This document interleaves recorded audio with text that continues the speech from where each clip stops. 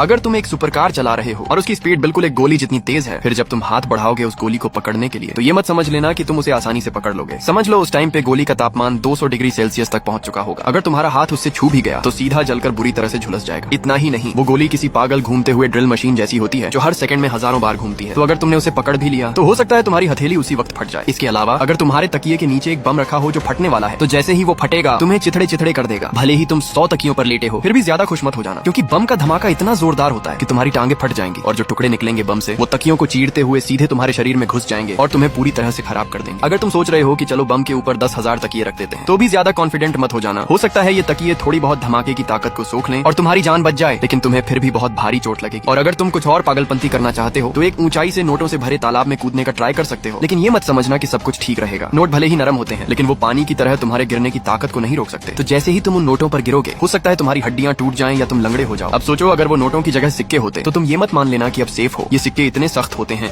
कि ऐसा लगे जैसे सीमेंट के फर्श पर गिर रहे हो। तो गिरने के बाद जो होगा वो भी तुम्हें अपाहिज बना सकता है।